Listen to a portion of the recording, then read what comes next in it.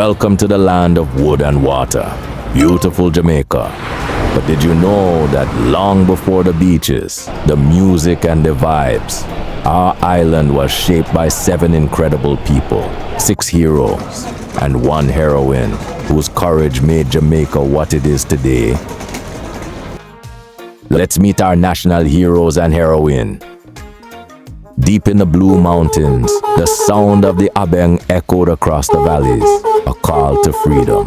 Nanny of the Maroons, fearless and wise, summoned her people to rise. She was small in stature, but mighty in spirit, her courage stronger than the chains of slavery. When the British invaded their land, Nanny led her warriors with brilliant tactics.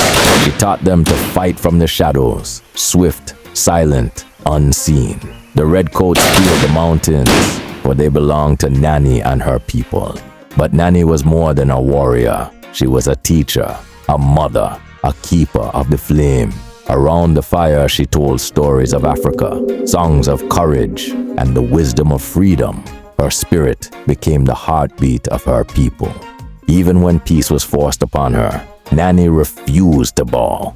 She stood tall beneath the Jamaican sky, the flag rising behind her, a symbol of defiance and pride. Her spirit of freedom could never be signed away. Today, she stands forever as the Right Excellent Nanny of the Maroons, Jamaica's only national heroine. In a small chapel in Montego Bay, Daddy Sharpe preached freedom through faith. His words carried more power than chains and sparked a fire in every heart. Beneath the moonlight, they raised their hands and swore on the Bible, no work until freedom came, no peace without justice. On December 27th, 1831, the signal blazed across the night sky. The great house burned. The rebellion had begun. Captured but unbroken, Sharpe faced the gallows with courage. I would rather die upon yonder gallows than live in slavery. His death became the dawn of Jamaica's freedom.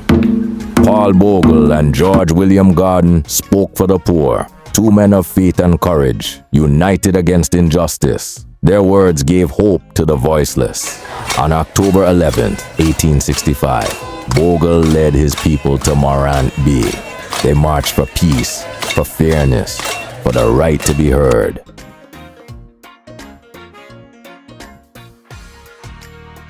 The protest was crushed in blood. Bogle was seized, and Gordon, though innocent, was condemned beside him. Both men faced judgment, not for crimes, but for courage.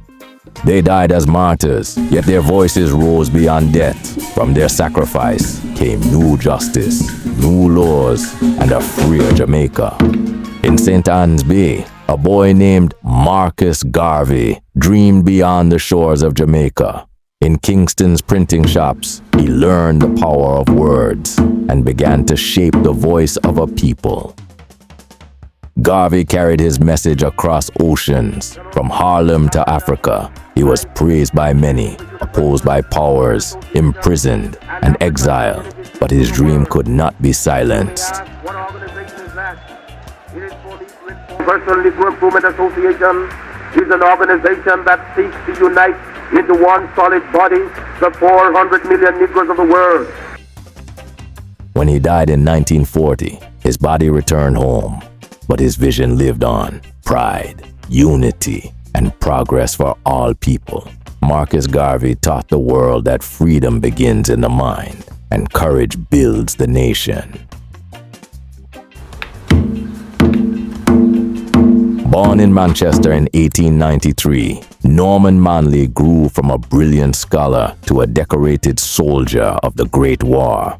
Even then, his courage and discipline marked the beginnings of a leader destined to shape Jamaica's future.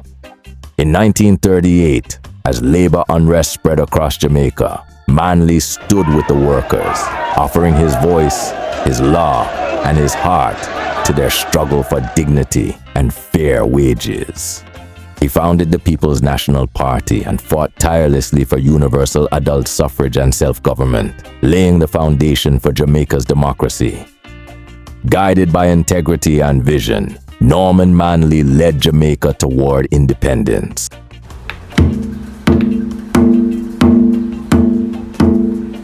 Before he was Jamaica's first prime minister, Alexander Bustamante used his pen as his weapon, writing letters that challenged injustice and spoke boldly for the poor.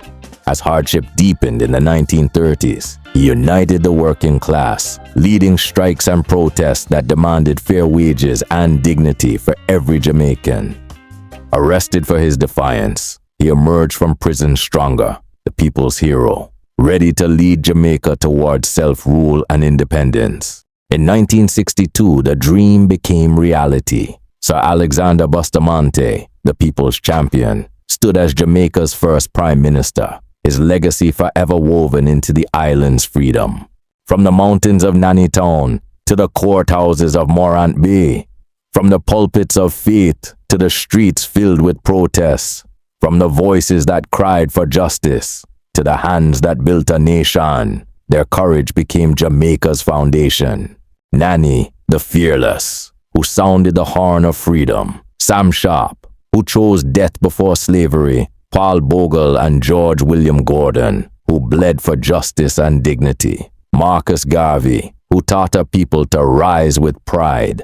Norman Manley, who led with vision and principle. And Alexander Bustamante, who gave voice to the workers and hope to the poor.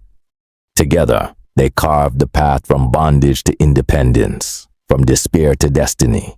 Their spirits live on in every dreamer, every fighter, every proud Jamaican, for they are not just our past, they are the heartbeat of our future.